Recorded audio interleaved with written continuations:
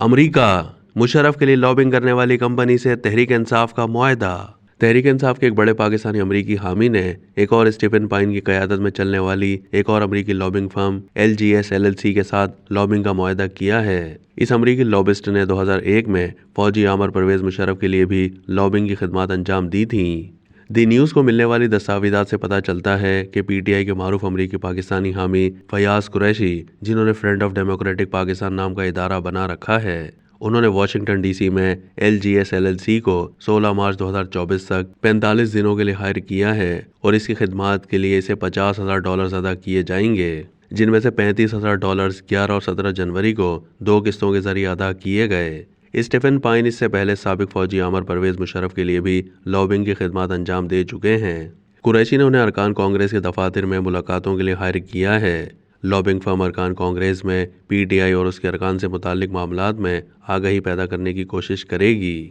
PTI امریکہ کے ذرائع نے کہا ہے کہ فیاض قریشی ایک فزیشین ہیں اور انہوں نے PTI پاکستان کی قیادت کی ہدایات پر اس لابنگ فرم کو ہائر کیا ہے تاکہ پاکستان میں انسانی حقوق کی جاری خلاف ورزیوں کے حوالے سے آگاہی پیدا کی جا سکے اور ریاستی استبداد کی بابت آگاہ کیا جا سکے تاکہ امریکی حکومت پاکستان کے حوالے سے سخت موقف اپنا سکے۔ فرینڈز آف پاکستان نے امریکی حکام کو بتایا ہے کہ لابسٹ کی خدمات حاصل کی جا رہی ہیں تاکہ PTI کی مدد کی جا سکے۔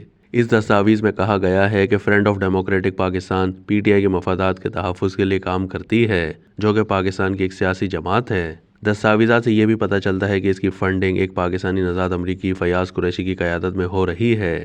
لابنگ کا کانٹریکٹ اسٹیفن پائن کے ساتھ سائن کیا گیا ہے اور یہ اس کے کچھ ہی دن کے بعد کیا گیا ہے جب عمران خان نے امریکی حکومت پر الزام عائد کیا تھا کہ باجوہ کے ذریعے ڈونلڈ لو کی سازش کے ذریعے ان کی حکومت گرائی گئی۔ PTI پر امریکی لابسٹوں کی خدمات حاصل کرنے کے حوالے سے سوالات اٹھائے جا رہے ہیں، بالخصوص اس پس منظر میں کہ عمران خان اپنے پیروکاروں کو یہ بتاتے جا رہے ہیں کہ وہ پاکستان کو امریکی اثرات سے نجات دلانا چاہتے ہیں۔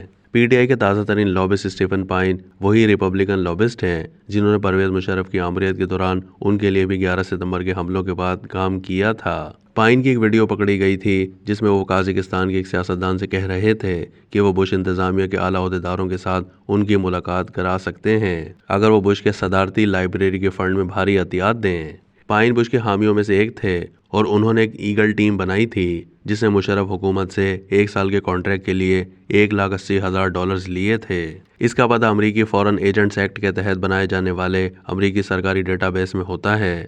اس فرم کو ٹیم باراکات کے نام سے بھی معنون کیا گیا ہے۔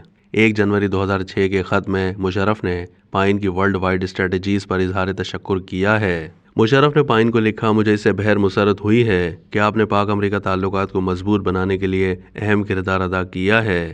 11 ستمبر کے بعد سے ہم دونوں ممالک کو لاحق چیلنجز ہمیں مزید قریب لے آئے ہیں جن میں آپ نے بنیادی کردار ادا کیا ہے۔ یہاں یہ جاننا ضروری ہے کہ 3 ہفتے پہلے ہی پاکستان تحریک انصاف امریکہ کے رہنما عاطف خان نے بھی تصدیق کی تھی کہ پارٹی نے پبلک ریلیشن اور لابنگ کے لیے نئی فرمز کی خدمات حاصل کی ہیں تاکہ امریکہ اور عالمی میڈیا سے پاکستان کے عام انتخابات کی مانیٹرنگ کرائی جا سکے۔